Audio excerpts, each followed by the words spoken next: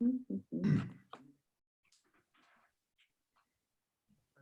good morning, everyone. Welcome to the Zoomed In Festival, and for those of you tuning in on the Zine Virtual Design Festival as well, good morning from London. Thank you very much for joining us, and it's my pleasure. That wasn't supposed to happen. Okay, yeah, welcome everybody again. Thank you very much to those of you who are continuing to tune in to Zoomed In Festival today, and also we're sharing today our program with Beans Virtual Design Festival. So we've had loads of people tuning in so far. We're looking at about 4,000 people in each of our previous talks. So fantastic. Keep it coming in. Keep the comments coming. And today I'm very happy to introduce our panel talk called Images and the Media. So we're going to be discussing how architectural photography fits in with our experience of architecture, how we can, how we consume images in the modern day, and the role that media plays in that. So I'm Luke O'Donovan, the festival director of Zoomed In. But before we start, I'd like to introduce Laura Mark, who's going to be the guest curator of our third day. So that's going to be Thursday, and we're doing a little something on Instagram, aren't we, Laura? Yeah. So I'm Laura Mark, and I'm the keeper of One Way Yard. And I'm running the day on Thursday, which is looking at how we experience architecture in a world where we can't visit buildings anymore.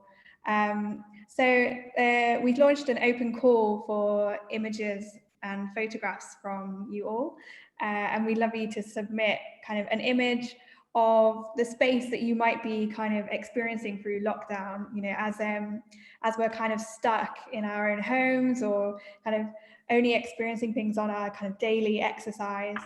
Those spaces and our appreciation of them kind of changes. So we'd like you to kind of try and capture that. And if you can submit it by tagging the Zoomed In Festival in your Instagram post and using the hashtag experiencing architecture, then on Thursday we'll share them all on our Instagram feed. And then on Thursday we've got a few events looking at how we experience architecture. The first, we're looking at Walmer Yard through 3 different takes and 3 different photographers. So we'll have Jim Stevenson joining us, Helene Benet, and also the musician H. Berner, who shot his music video here. And then we've also got another talk in the evening with a group of people mainly from outside architectural photography, who are going to be exploring kind of how we visit buildings, but in a more virtual way. So we've got Space Popular, we've got Forbes Massey, Tim Crocker, and one more person. Oh, and Sam Bompers from Bompers and Parr, looking at kind of a more virtual way of experiencing buildings. Yeah. So we've got so many exciting names on that day. Even the curator can't remember them all.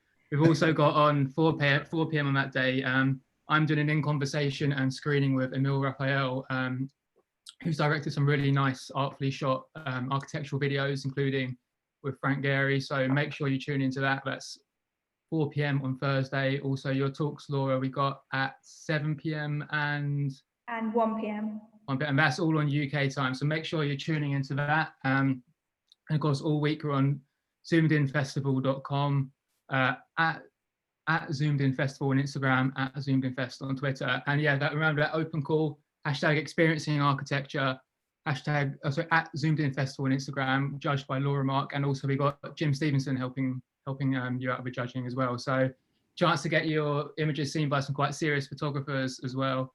And just have a bit of fun. So I won't go any longer. Thanks for calling, Laura. I'm going to hand you over to editor of the Architectural Review, Manu Mollard, who's going to chair our discussion today. So enjoy. Thanks, Luke. Thanks for having us. Hi, everyone. I hope you can all hear us okay.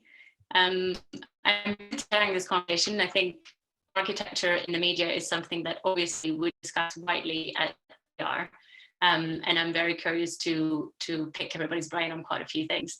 The way that our is going to run is that we're going to start, we've each chosen one image to kick off the conversation. So we're all going to introduce the image that we've chosen to show you to kind of start the debate. And then we'll have a conversation where we'll talk about the role that images play in criticism, about how much we show buildings in use. We'll talk about manipulated images versus honest images. We'll talk about the ownership of images and who pays for architectural photography. We'll talk about social media and the audience of images, and we'll discuss how images then feed back into practice, and so the impact that they have on the world of design. So I'm delighted that we have Robert Torday, Ed Sumner, James Britton, and Anthony Coleman. We'll start just with the images that we've each chosen. So I'm first up, and then each of them will come up to the image. So the image that I've chosen to show you is it's two images in one, I guess.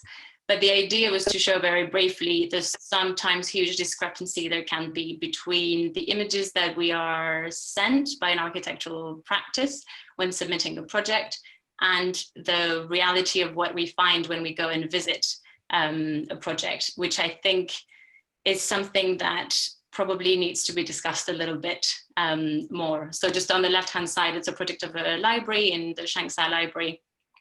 The author of the project doesn't even really matter, to be honest.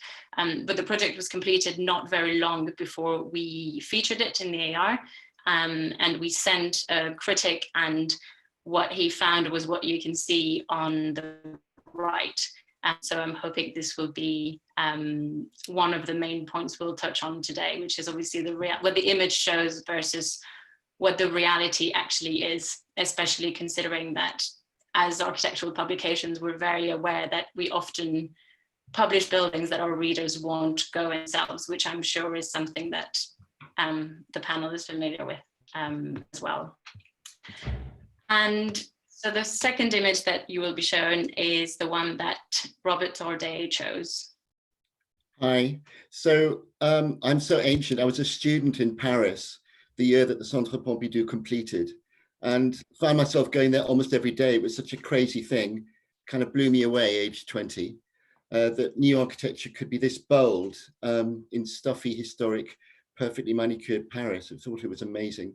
So this image by Richard Einzig says it all, really. It celebrates people movement, the dynamic, innovative, inside-out design, and above all, the generosity of the original concept by Piano and Rogers, creating a slice of public realm right in the heart of the historic centre.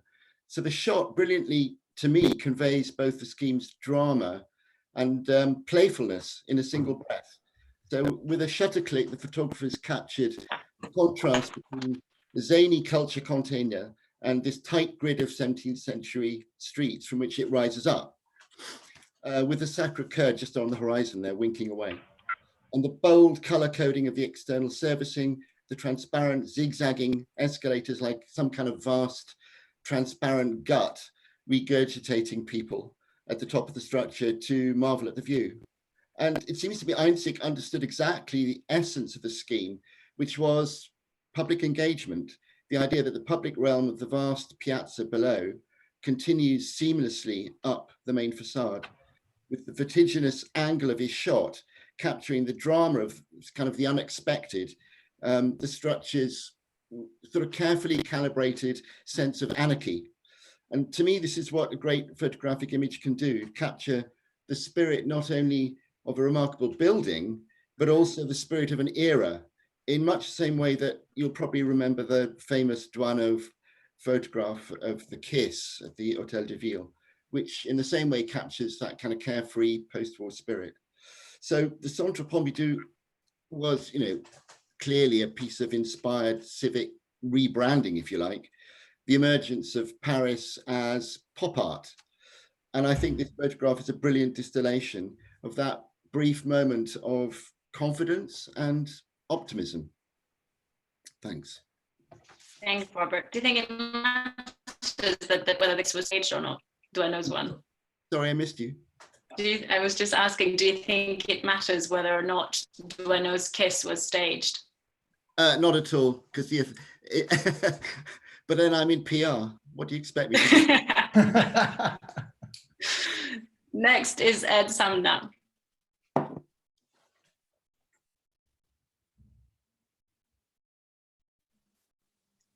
Ed? I don't think he can hear us. Ed? He's lost his audio. Hello, hi, can you hear me? Yes, we've got you now. Sorry, can you hear me? Yeah. Yeah, Yes. Hello? yeah, Yes. you're on. Oh. Oh, I think we've lost him. Okay, now hang on, I'm back. Can you hear me? Yes, we can hear you, Ed. Okay, so I would like to talk a little bit about this one picture that's been a bit of a fascination of mine. Sorry, excuse me. Sorry. Hang on. Right. Okay. Yeah. So I'd like to talk a little bit about this one picture that was taken in Aleppo by a photographer called Karam Al-Masari. This picture was taken in 2015. For me, arguably, this is one of the greatest architectural pictures of all time.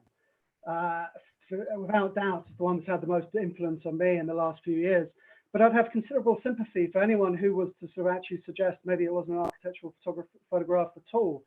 But really, I'm here to not only persuade you that it is, but trying to persuade you that actually it really does represent the best of the genre. So I first spotted this image, I think on a phone, and I became a little bit obsessive about it and tracked down the photographer. And then I actually have built up a bit of a rapport with the photographer on Instagram, on Twitter, and we direct message each other. I haven't quite gone as far as to ask him whether he considers it an architectural picture, but for me, that doesn't really matter.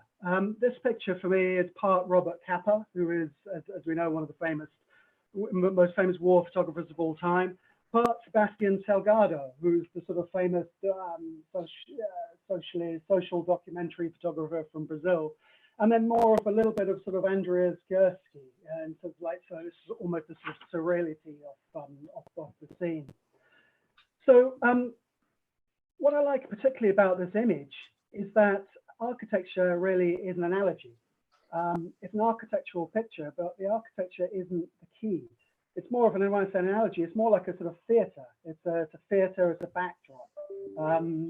It's a sort of visual puzzle in some ways that either kind of leaves people sort of confused and perplexed. When you see this, you kind of want to know more. You want to know a little bit about what's going on. So to explain a little bit about the picture, this is taken in the backdrop to the Syrian civil war, which kicked off in 2011, and my knowledge is still raging. This was taken in the siege for Aleppo, where the regime's forces and the rebels basically came head to head, and it ground into a stalemate. In the center of town, on one side, you had snipers who were looking to take out civilians. And on the other side, you had the rebels who were essentially hiding.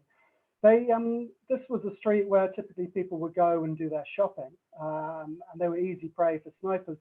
So they decided to upend buses and to sort of almost provide a little bit of cover. In terms of why I think it's a greatest architectural picture, is it uses a lot of techniques that are classically and you would think of in terms of architecture. There's the one-point perspective.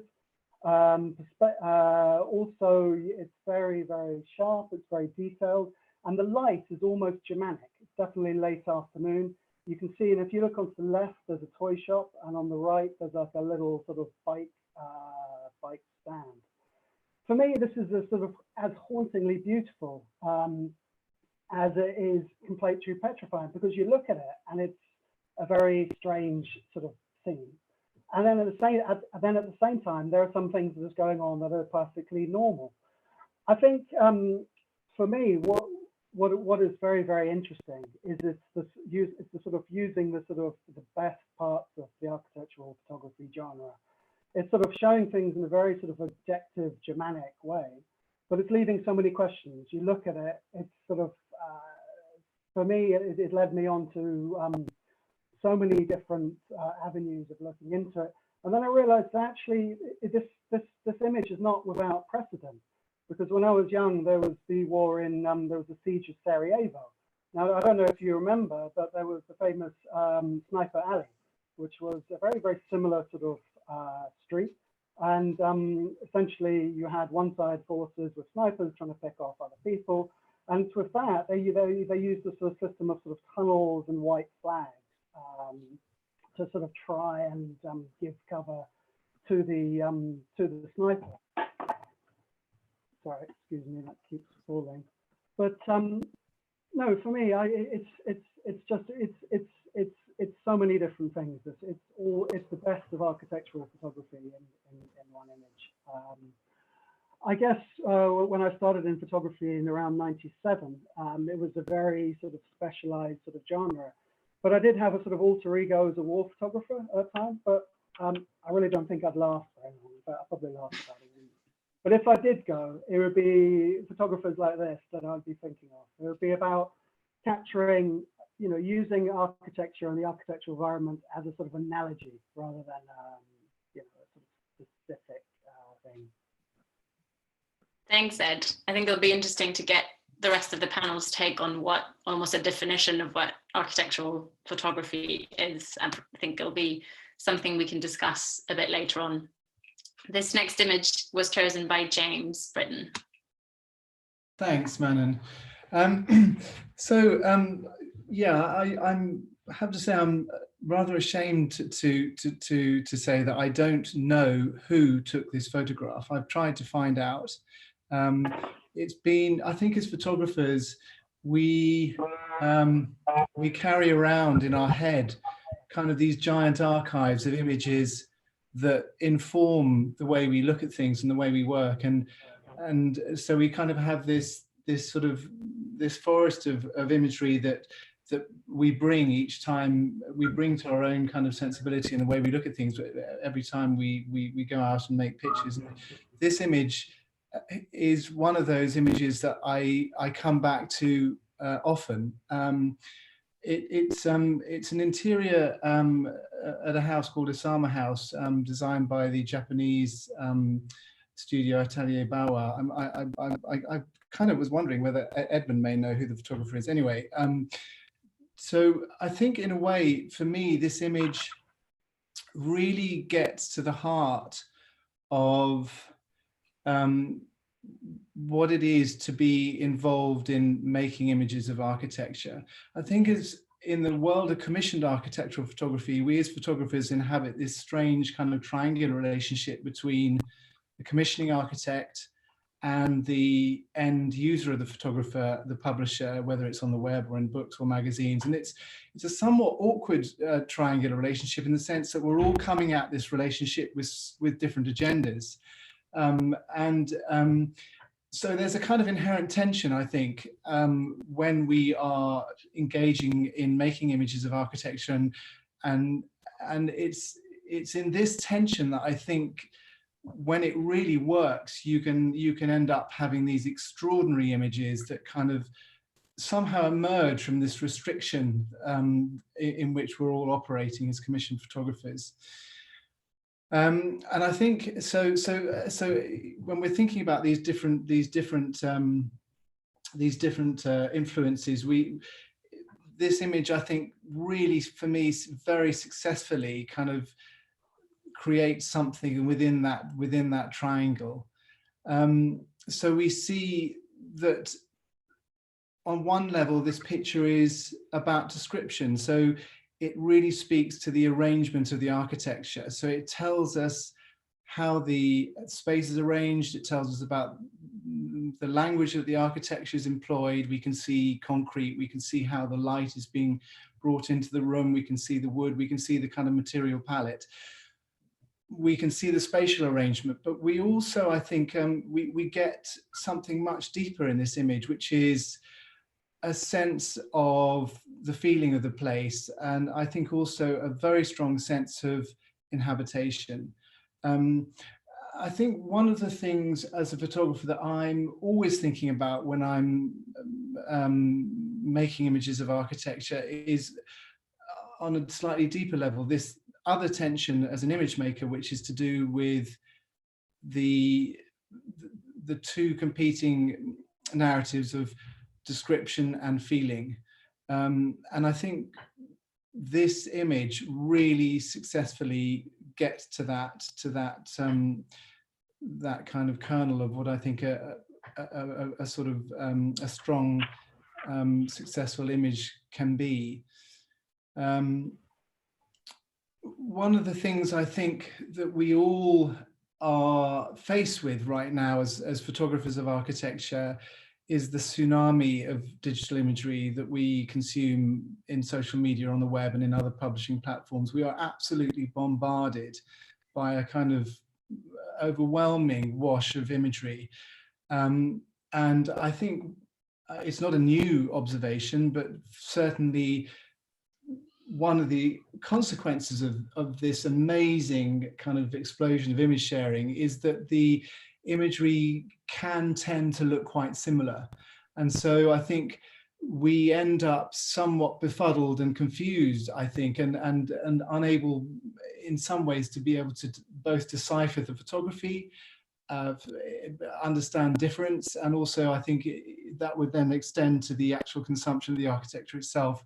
Our understanding of architecture can be discombobulated by this overwhelming massive imagery. So I think why I love this image is it kind of comes back to these core tensions, these core kind of dynamics in image making that we need to be mindful of, I think, if we want to make images that resonate, both as photographers and also I think, you know, for publishers and indeed for commissioners, in the sense to make something that resonates in our field. We have to be alive to these possibilities. Yeah, thank you. Thanks, James. And last is Anthony Coleman with the fifth image. So, well, I chose this because it's an image which is not really of anything very particular. You could argue it's not even really an architectural photograph at all. It's a landscape. It's a picture of Americana, and you know, this is by the great American photographer Stephen Shore. But for me, it embodies sort of everything which is, you know, inherent to sort of the nature of photography. It's, you know, a very formalized picture. This is what we do. We are constructing images, and you know, it's not, you know, necessarily a very remarkable thing that we're making images of, but what we're doing is we're making, you know, we're trying to make something which stands up, you know, it becomes something, you know, something which exists as a thing in itself, something which isn't just a picture of something. And you know, this is this very strong relationship between foreground, background, and also the embodiment of time. And you know, this picture without those two, you know, the yellow and orange car sort of just zooming by, everything is just coming together just at that right moment. So you know, he's brought in that sort of decisive moment as well. And yeah, that's really what it is. There are lots of Stephen Shore's pictures which I love, but this one, I mean, I discovered this as a student, and when I was studying photography, I mean, I studied architecture first and then, you know, went on and did photography, and it's sort of changed my outlook. But this is, I think, something that we're always, you know, looking at. It's, you know, he's created this sort of relationship between, you know, the lampposts and the chevron sign, and you know, those relationships only exist from that particular viewpoint. When we're photographing buildings, this is what we're doing. We're understanding the difference between taking the photograph here or taking it maybe from there, and it becomes a completely different picture. And you know, when you're using a tripod, this is what you do. You slow everything down and you make considered decisions. Thank you. Thanks all for your pictures. I really like the fact that a lot of them are about capturing a particular moment, I guess, and they felt very atmospheric almost. Like you were saying, Anthony, there's a sense that they were taken at a particular time. Ed, you were talking about this idea that it was sort of very sort of unusual and peculiar, and yet there were some sort of very kind of ordinary moments or details in the photograph.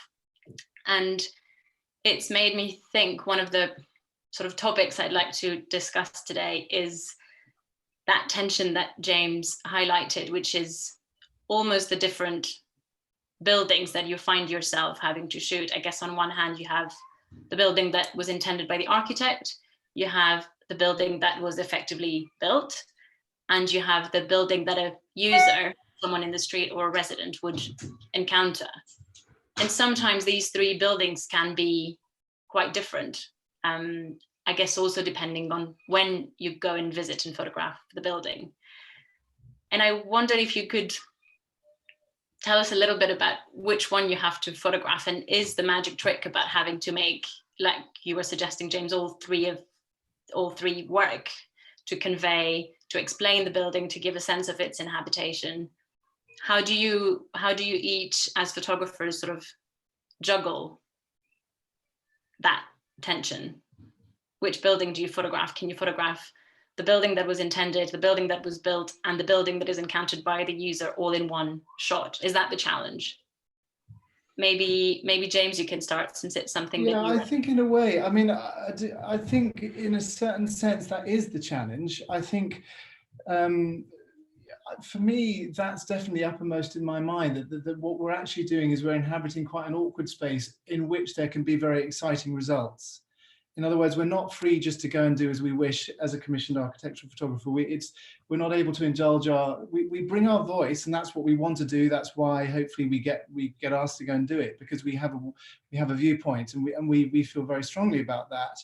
But I do think that I really just bring something else in. There was a lovely essay I read recently by a Ghanaian architect and writer called Leslie Loco, who speaks of the idea of the architect as being something that is very multifaceted, and the way that she describes it is this idea of an architect being a space magician.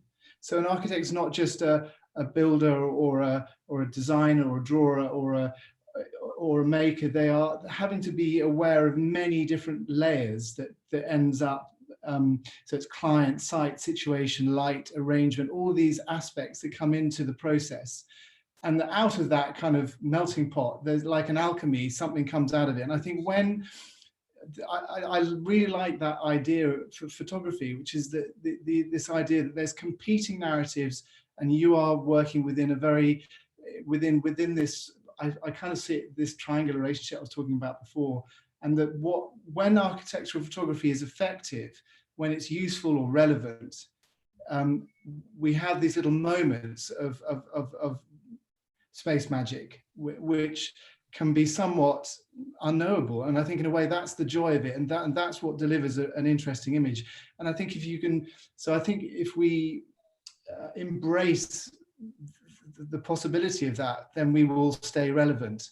And I think in a way, everything that Edmund was saying, Robert has said in his way about the moment of that photograph, and Anthony too, it's kind of, I think on one very simple level, it's about embracing specificity, and rather than the generic, which I think is one of the big problems we have right now with this mass photography. But to me, the interest is in these competing narratives, and what you as a photographer can bring within those competing narratives. Would you agree with that, Edmund?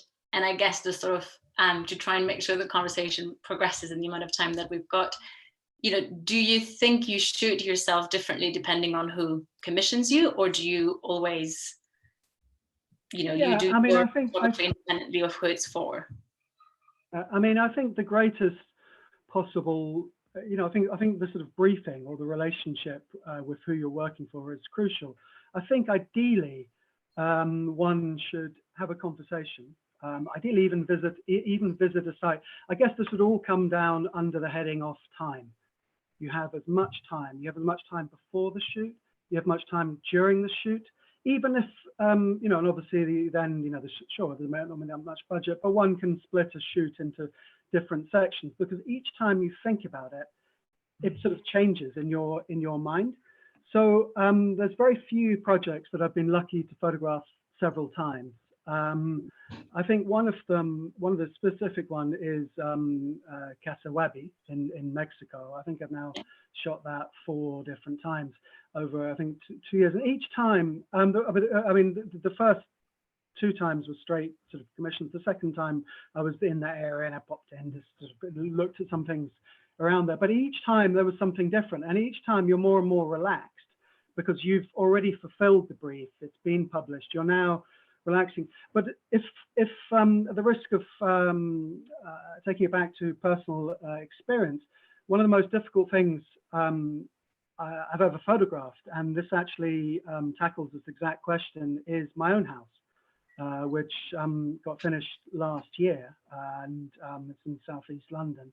And I was thinking the whole time about, oh, it's going to be great, I'm going to photograph it. And then when I came to photograph it, I absolutely froze. I just found it the hardest thing to possibly photograph. I didn't really know. I was almost tempted to sort of get in another photographer and think about, you know, how to look at it. Because, you know, it was about, you know, how do I represent the space with people, first of all, knowing that it's my own space? How do I be objective? What is the right balance of subjective and objectivity? So I think how I sort of tackled that was I became utterly ruthless at editing. In some ways, typically what I'll do with an architect or a client is I'll shoot very widely. And I say, look, can I come and see you? There are 60 pictures. Let's go for it for red pen, and let's distill it and let's work out the best, because I don't want to, you know, too much inform them. I want them to sort of be able to interact with that edit. With my own house, I was fretting over every single image. I think at one stage it was 120, then I got it down to 15, then it went back up to 30.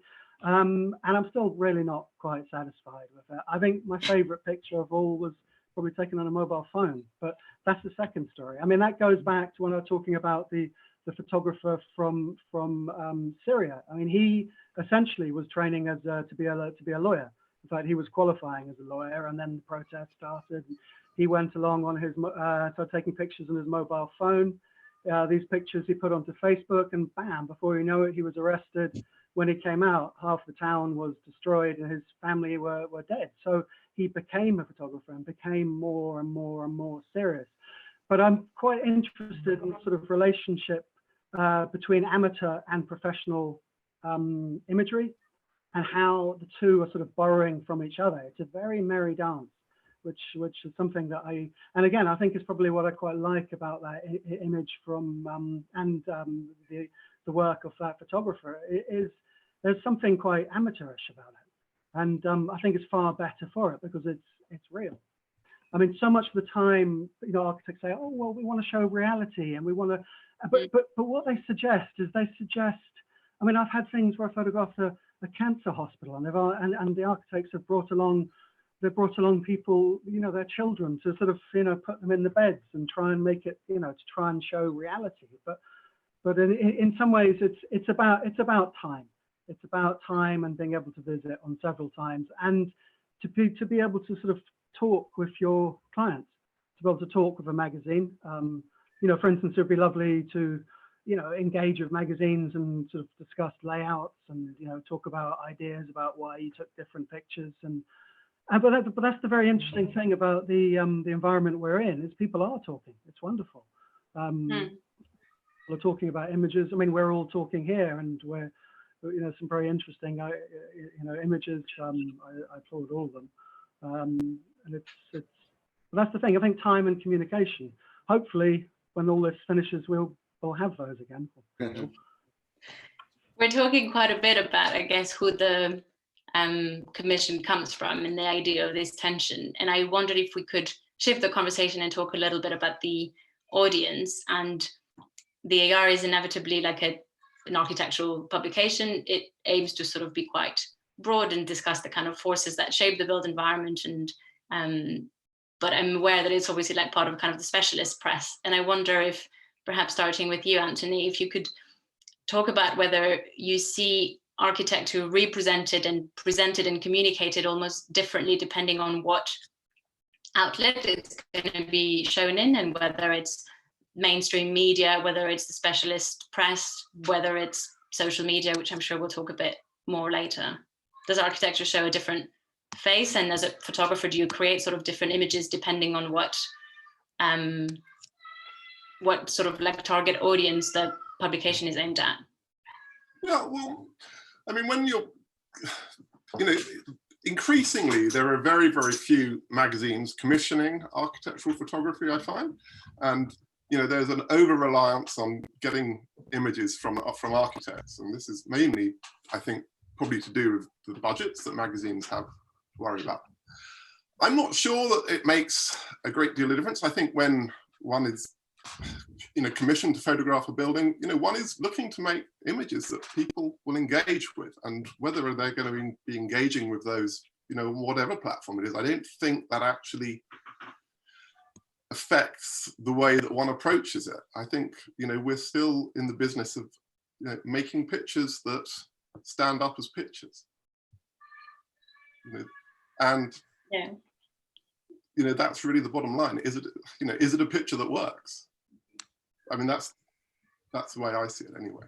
You know, I don't think it makes a lot of difference. I mean, I think arguably, you know, if it's, yeah, I mean, Edmund, when we were talking earlier on, Edmund was, when we had the sort of the rehearsal of this, everyone was talking about how we see fewer of these sort of details of pictures which we used to see, and I think that's true. You know, and you know, images stand up very much more as they have to exist as single images. You know, to work on social media, because, you know, they are, you know, separated from the rest of the sort of the set, if you like. Yeah. I mean, it's, you know, when we're making pictures of buildings, you know, we're going to do a great variety of pictures, you know, looking at the broader thing, and then, you know, drilling down into, you know, specific elements. And so I guess it's something that Edmund sort of raised, but how do you envision or how do you understand the relationship between text and image? So I'm thinking obviously of like a printed publication. What do the images do that the words can't do? And what do the images need the words to do? Good question. Yeah, I mean, I think it's quite hard to engage with text in its abstract sense. It's, you know, it's an old cliche, but you know, an image is worth a thousand words. And we should remember that, you know, when we, you know, send our bills in. One thing, just to add, Man, and I think, which has always been of interest to me, is, and I think you mentioned it earlier on in the discussion, this notion that we as photographers tend to get asked to photograph buildings right at the moment of completion in the commission world. And I think Edmund touched on it as well today. And I think that's something that's very interesting, this idea that we are asked to go and look at architecture at a very specific moment in its genesis. And I do think there's a huge benefit in revisit, the idea that you don't just go to the project once. You go, there's a very obvious reason to photograph a project at the moment of its completion. I mean, quite often as a commission photographer, you're asked to photograph it before it's completed and make it look completed, which is often very awkward.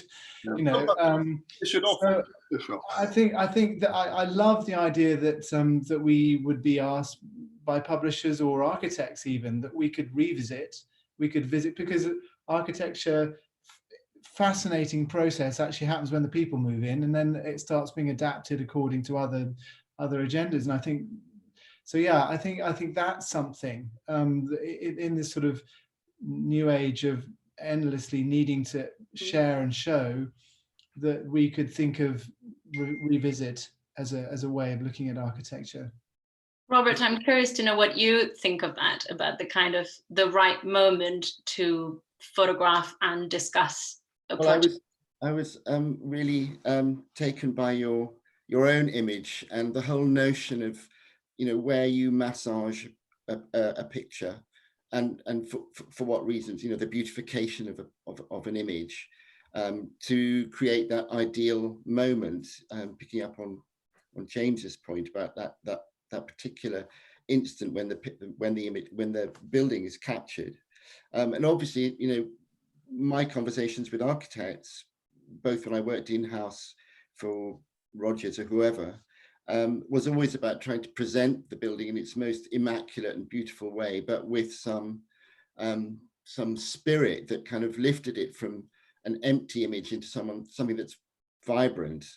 And that's when you engage with a particular photographer to try and create that magic. But there is always this kind of duplicitous collaboration where you're trying to iron out little wrinkles and introduce some sort of ethereal lighting that perhaps in reality doesn't quite exist. And of course, remove all the smoke detectors and everything else that detracts from the beauty of the image. But what I was interested in also was, you alluded to this earlier, Manon, an image that is such an emotive rendition of a building that it becomes actually a work of art in its own right. And then, the viewer or the audience is sort of torn between, what is being described and what actually has become an artwork in its own right. And I think that's fascinating. I would sort of contend that maybe the image I showed by Einzig did both, because it is of itself a beautiful thing, but it's also very witty in what it's portraying. But I agree, they're hard to come by, I guess. And I feel even as editors, when we find ourselves laying out a building study or a revisit, which obviously like to do, we obviously have to select images and think about the relationship, about what the words are doing that the pictures can't do, what do the pictures need to do to accompany the text. And I think sometimes we end up having to kind of make sure, well, we always have to make sure we kind of explain the building, which requires sometimes, you would select particular images to explain it. But then you also need to convey a sense of its inhabitation. Most of the time we publish buildings once they're inhabited. We very rarely publish empty buildings. And again, it's about this idea of conveying a particular atmosphere. If it's a housing project, of trying to get a sense of like life inside it. And I think that sometimes you find yourself with images that do either or, and it's really hard to make sure you find images that encapsulate all of that explain the building, but also give a sense of its life in the morning, in the evening, at night. I guess we have drawings as well, which fulfill the purpose of kind of explaining something. But one of the things I guess I wanted us to talk about is this idea of when we shoot something, because obviously some of the buildings can evolve very quickly. And I wondered whether one of you had a story to share about having like shot a revisit or gone back. I mean, I'm thinking, for example, of Habitat 67, but some projects that either you've been commissioned to go and photograph something, or that you will have initiated yourself as a personal project of going back to something that was completed a couple of years or decades ago, just out of personal interest, and whether you found a new life for this, or whether it's in India for you, Ed, or I don't know. I'm just curious to hear a little bit about whether going back to a building later on kind of changed your perception of it, and you managed to give it sort of like a new life and almost generate a new story with that new set of images. Well, I mean, if I could jump in, I mean, I think I know what your question is, but I think in a way what I find slightly different sort of answer to what you're asking. But in the old days, typically for a big project, you might photograph over 2 days, and you might give the architects a set of 40 pictures, let's say, and those will quite quickly get distilled down to sort of 12, and out of those 12 there'll be 3, and then after a while there'll be 1, and it was very, very sort of tightly sort of controlled and sort of quite tightly released. What I find quite interesting, it's not, and I find this in a way as interesting as your question about whether I revisit old projects. I quite like revisiting old projects, but through other people's eyes. I like the sort of anarchy of seeing pictures popping up on social media of projects that I've photographed years and years ago. And people are really, really interested in certain types of picture and certain ones. And that's completely different to the types of images that I would be thinking. And in some ways, it changes about how I think about that space. So I'm sort of quite interested. And also, in a way, the sort of control of that image is outside the architect's control. It's outside of magazines' control. They're just, in a way, it's sort of freeform. So, I mean, let's say with Atelier Bowwow, or I guess with India, there was a cinema that I photographed in Chandigarh that was designed by the Neelam Cinema by Corbusier. And this picture is just going, it's popping up absolutely everywhere. And I'm just sort of fascinated about what makes that image so special to people. And so actually, to the extent I'm actually writing to people saying, like, you know, I know it's a good image, but what is it? What does this image mean to you? And people are the color, or it's, you know, for me, it's this. I mean, I'm very, very interested in this concept I call psychogeography. So essentially, what it is looking at a building and trying to sort of, and just one sort of picture, and you're trying to imagine the by the sort of visual traces that are left on that building, you're trying to imagine what happened there, or trying to imagine the sort of atmosphere in the past. And I think for me, that's the sort of best side of social media, though, especially with Instagram, is these images are going around and people are having their own responses to them, but not in the sort of pre-described way as in the past.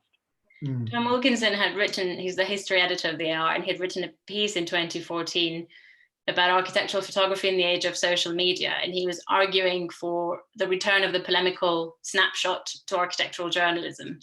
And I'd wondered what the panel thinks about whether we need kind of more photographs of unflattering angles or shoddy finishes or premature urination in the architectural press. Anthony, do you want to start? Yeah, I mean, when you're photographing for architects, there's a conflict of interest. I mean, it's, you know, they don't want all the things that go wrong. I'm fully aware. I mean, like what Robert was saying about the smoke detectors coming out, and you know, I've finished off lots of buildings on Photoshop, and you know, but personally, yeah, I would go for warts and all. I mean, I like all those little things. They're part of it. I mean, the failings with the building, you know, are true. You know, that is part of it. But you know, this is why we need magazines to start commissioning work properly again. I agree. I mean, I've taken your point. I fully agree. I think we're one of the rare magazines that still does. We obviously have very tiny budgets, but we do think it's important. And I think we quite like, sometimes even when we're sent the sort of like free press images, we'll still go and actually select some of the images that are from the full set, which means we have to pay the photographer for them, but we do. And like we don't have huge budgets, but this is one thing I'm hoping to talk about, is sort of who in a way pays for architectural photography, and you know, when are images sort of free and when are they not free. And I think it was when we published Foster and Partners Bloomberg headquarters, we were told, oh wow, you got it shot, they're new images, they're great. And I looked at it and I thought, no, it's the same set that everyone received, but we didn't select the kind of pre-selected 10 images or so. And I don't know, I'm curious here to hear from the PR and to sort of understand, is it because architectural magazines and publications have much smaller budgets that PR has found a sort of like space to inhabit, to sort of give the images basically and be a bit of a messenger between the practice and the publication? Yeah, I mean, is architectural photography a PR exercise, or is it something more objective? That's, I think, really the question, isn't it? Yeah. What do you think, Robert? Yeah, it's both. I mean, there's an initial conversation with the architect and his consultant to distill a kind of narrative of what they think the building is really about, and therefore which the key images are. And as the building takes on a life in the media, as Edmund's pointed out, it assumes a life of its own, and people start to refine the choices iteratively. And so what the set does morph. But you know, as my job, I suppose, is to try and steer the narrative, because there's a particular set of images and a story behind them that the architect feels it best portrays what the intention of his client was and what he's delivered. There's no magic to it. There's a kind of but I guess there's an element of manipulation, and that goes not just the choice of image, but then what you do with the images, which takes us back to Anthony's point about, you know, touching things up or not. guess there's also, like, as the years go by, you inevitably find a set of images of a particular building sort of reducing, and you end up with sort of one or two images that are supposed to encapsulate the project. I always find it interesting to just think about what image, you know, a particular project ends up with, and I'm wondering whether you've come across examples where that's been kind of a surprise, and the shot that you would kind of have almost expected it to be the hero, you know, image, the one that would survive in a way. I didn't include it, but there's another image by Einzig going back to Pompidou, and it's simply a clown straddling one of the cross members, and that's become absolutely iconic. I mean, you see that, you know, it's outside the Pompidou, and again, it's sort of talking about the spirit of the building and the sort of playfulness and the anarchy and whatever. And that's without showing the structure at all, really. That seems to be quite a good example of how it's distilled to something that is almost not of the building at all, but of its spirit. Yeah. So. We have questions coming in on the side, and we have one from Dennis Gilbert, who's the curator of the day, who's asking, as a brutal question, whether PR is necessary. Maybe you should start answering that one, Robert. Well, it depends how you define PR. I mean, it's you know, somebody mentioned it's the messenger between the architect and the publication, but I think it's more than that, because, well, I have to say this, because the conversation that takes place, you know, particularly if you're in-house working with an architectural team, is that whole discussion about what the building was intended to be. And, you know, architects are brilliant in many ways, but they're not usually wordsmiths. So the PR comes in to kind of trying to draw out from the architect what it is they really feel about a project, what the pitfalls were, what the challenges and constraints were, and from that, what the end result has achieved, and what its benefit is, both to the client and urbanistically, what the impact might be, you know, in the wider context. And so you develop a kind of story, and from that, there's almost if you like, without being pompous, as a kind of curatorial role where with the architect, you decide how best you're going to support that narrative with whether it's images or cross sections, whatever it might be, and you end up with this portfolio, which you hope is you know, the project that you want to present publicly. And then you start to have that conversation with either a freelance journalist or an editor like yourself, and you present a certain perspective, if you like, of what the project should feel like, or the architect feels it should be. And then over time, of course, that, as we said, that morphs. But at least there's a presentation, which is the beginning of a dialogue, if you like. So I think if there is a role there for just as, you know, it's a way in which an architect or a designer sets out their stall. And then, of course, you know, there's the nuts and bolts of a PR consultant knowing who is the best person or the most likely recipient of that particular narrative. And, you know, it might be that a particular magazine treats graphically a project in a very sympathetic and evocative way. And there might be about 5 or 6 of those internationally that you really want to hit. So your approach might be in tiers as to who you engage with and why. And that's very much, you know, through an understanding of the magazine in question, and also what the requirements of the project are in the first place. So it's like a sort of marriage broker, if you like. James, I'm curious to know what you think about whether PR is necessary or not. Well, I mean, I hope something of what I said kind of indicates that it is, because it's, you know, just to send a set of images and some very rudimentary text to an editor is probably not very helpful, because they don't, you know, they have to unpick a story rather than be presented with at least a distilled sense of what that project intended to be. I hope that. What about you, James? Do you think PR is necessary? You better say yes. I think there's definitely Robert, indispensable for sure. I think yes. I mean, I can definitely see its role. I think I come back to my original thought, which is this very interesting dynamic that we're operating within, which has the potential to create very interesting results.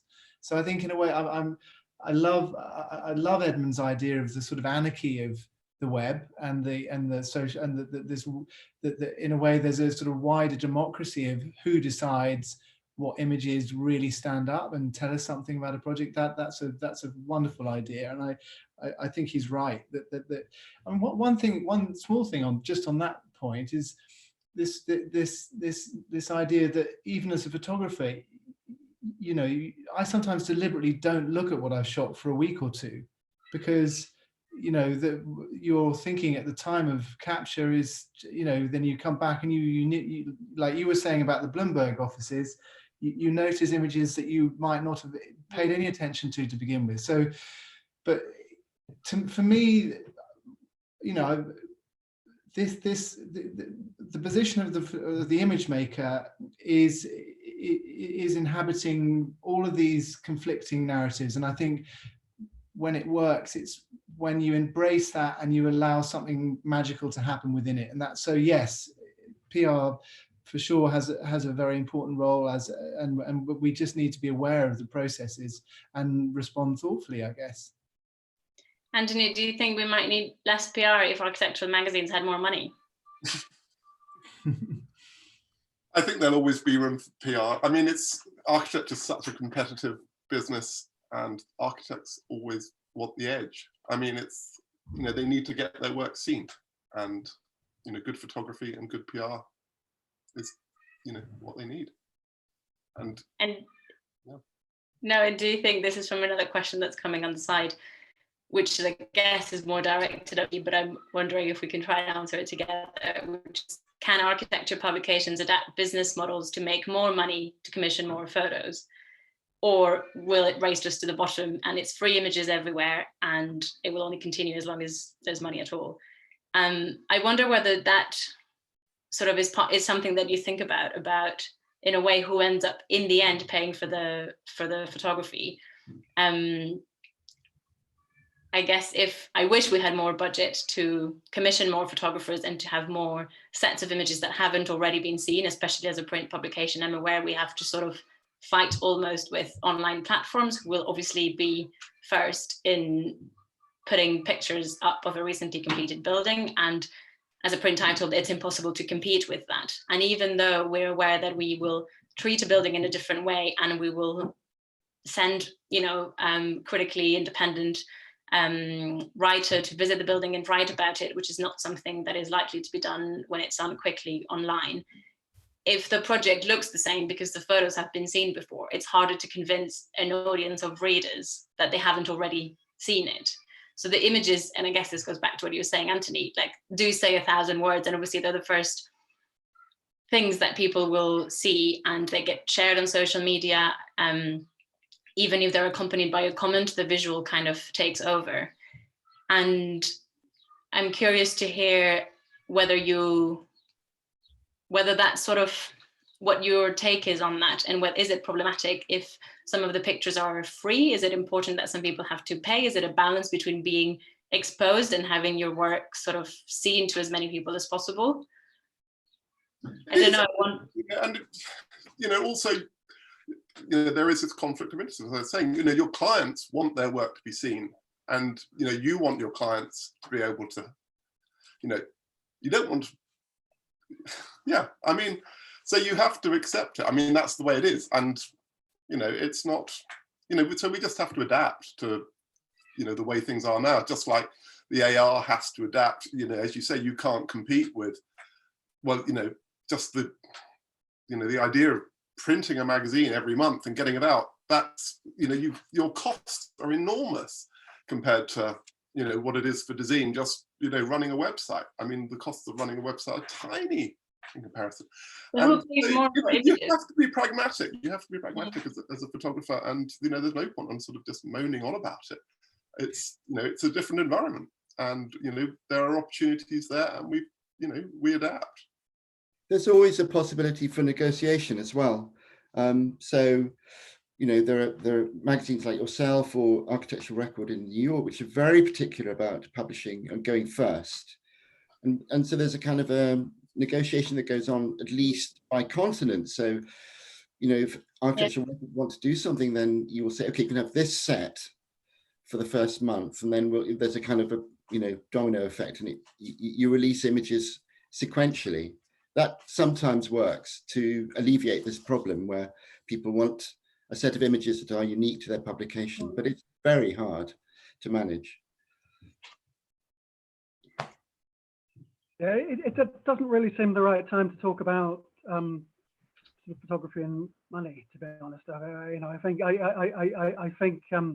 but I think it does seem very much the right time to be able to talk about possibilities. As you say, there are many ways to do things. There are other revenue streams. There are other things. You know, I think you know, to answer the question earlier, you know, does one need PR? I think one does, but good photography is PR.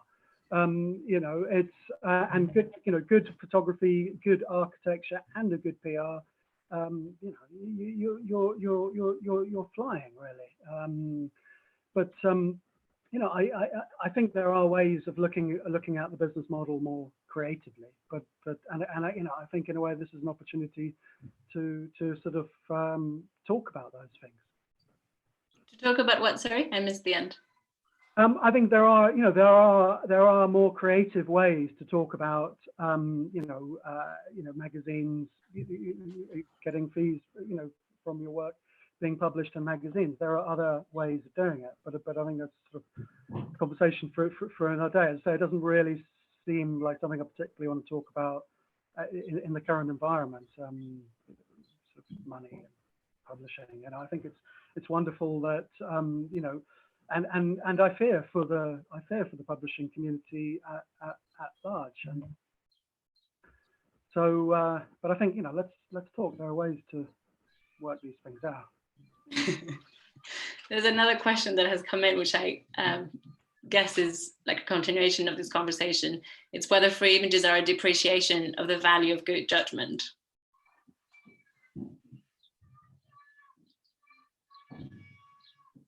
Any volunteers to pass? Well, yeah, I mean, you are prescribing which ones, you know, you know, I think as you almost answered this question yourself, Manon, when you were talking about the Foster and Partners Bloomberg, and you said that you wanted to look at the bigger set and chose your own ones out of that set, and you felt, and the architects interestingly felt, though there was an extra value in that.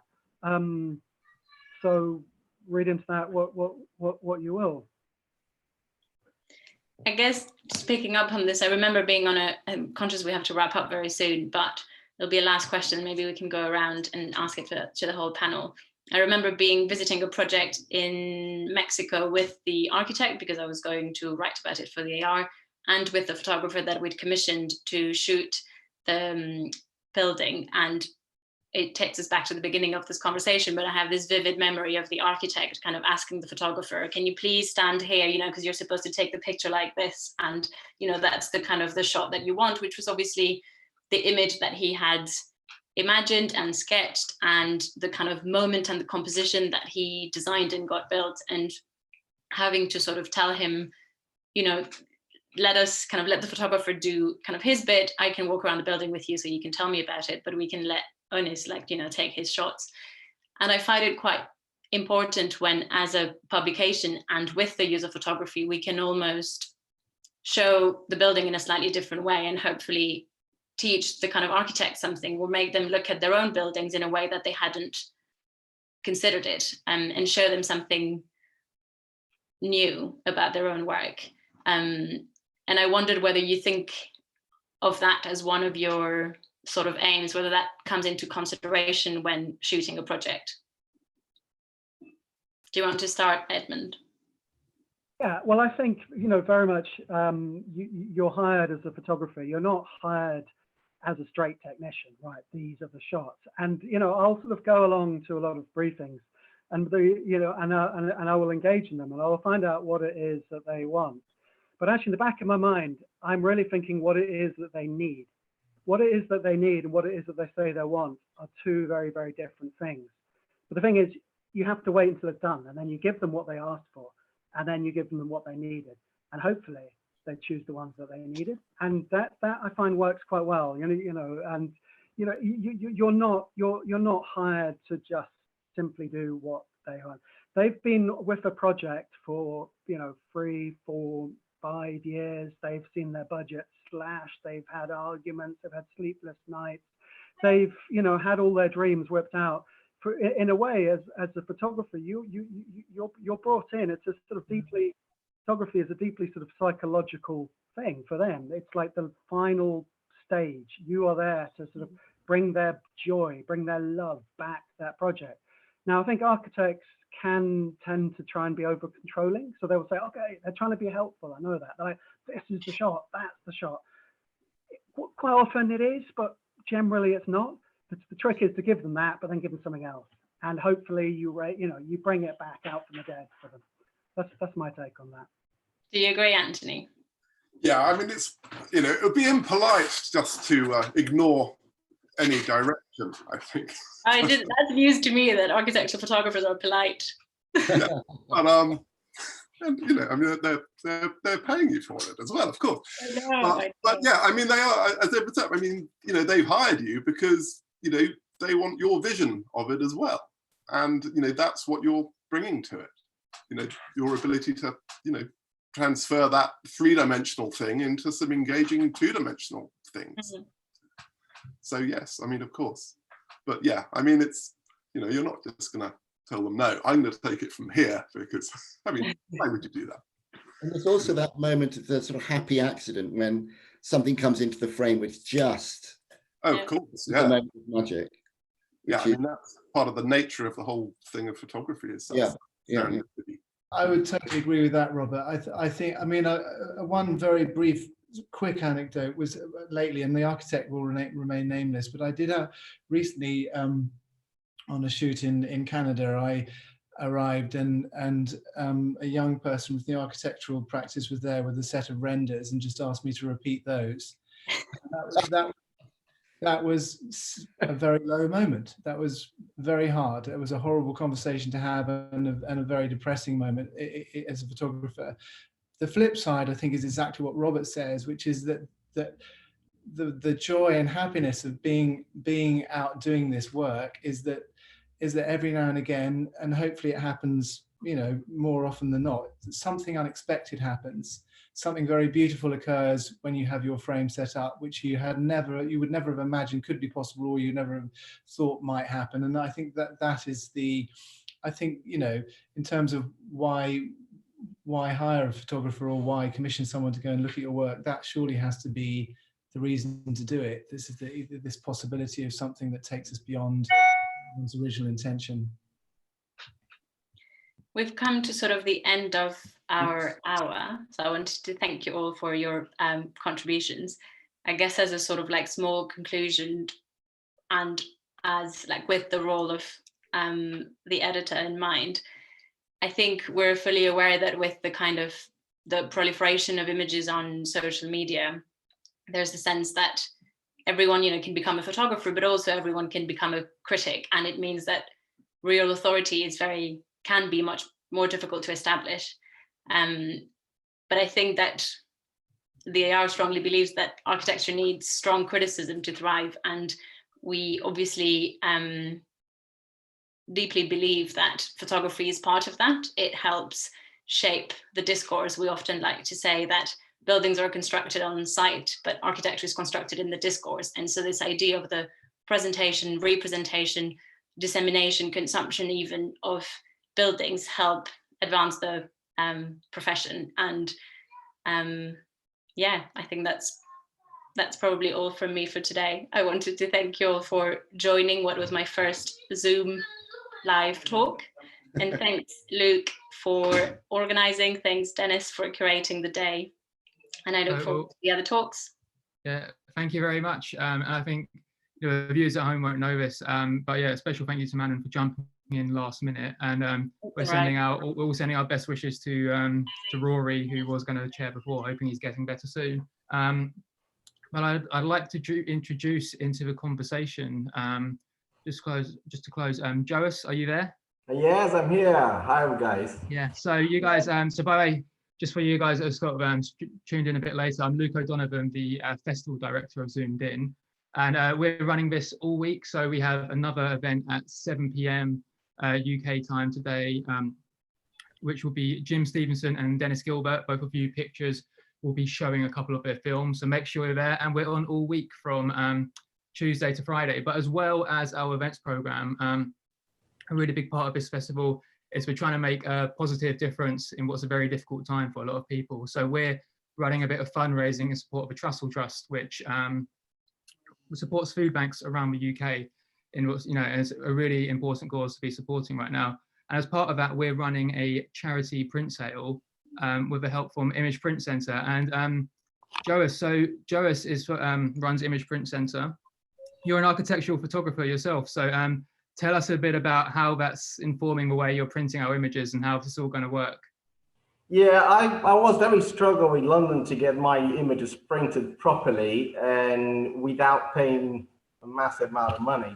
I normally had the option to go central London and get one of those companies that are traditional printing stuff. But my main issue is that most of the time I never had a photographer behind the printer. It was always a technician behind the printer.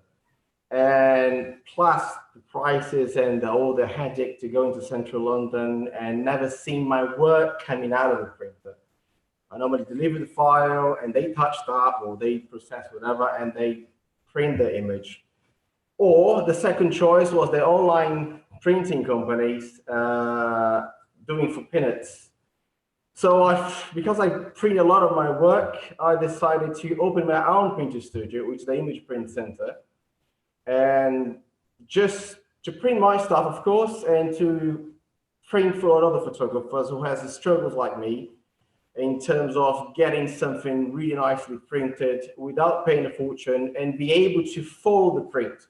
So my idea is to bring the photographer into the studio here and print together, choosing the paper together, tweaking the image together, having something very one-to-one. And I think the other photographers on the panel will recognise that there's definitely that value to having someone on the other side of a printer who's has that same appreciation of the image. So I'm just going to share my screen now and show you a bit of what we're doing. So if I can find it, I will be sharing my screen anyway. One moment, here we go. So yeah, if you go into our website, so that's zoomedinfestival.com, you'll see our program for the rest of the week. So Tuesday, we just got our last event coming up, then Wednesday, Thursday, Friday, loads of really cool events, loads of brilliant people involved. And then if you scroll up to the top again on our menu, we have our print sale. So we're running an affordable print sale. I'm going to be adding more images to this all day, including a lot from some of the contributors you've seen today. It's a fantastic chance to get sort of a bargain print of some of your favorite architectural photographers, whilst also raising a lot of money for a good cause. And Joas is going to do these to a really high quality. So you can see a few of the ones we got on now. I'm going to be updating this later today, loads more. So again, it's a really good cause. So make sure you get behind that and hopefully, pick up a really nice images for yourself as well. So anyway, again, thank you to all the panel contributors. It's not often you get 5 people that are really kind of advanced in their fields across different continents coming together in one room, broadcast like this. So again, thank you to all the contributors for joining. Thank you for everyone watching, both on Zoomed In and also on the Zine Virtual Design Festival. Make sure you're tuning in to the rest of our events. It'd be great to see you. We're zoomedinfestival.com, at zoomedinfestival on Instagram, at zoomedinfest on Twitter. And yeah, take care and see you soon. Thanks very much, everyone. Excellent. Thank you. Thanks, Luke. It's amazing to see finally faces of photographers that we just saw the images.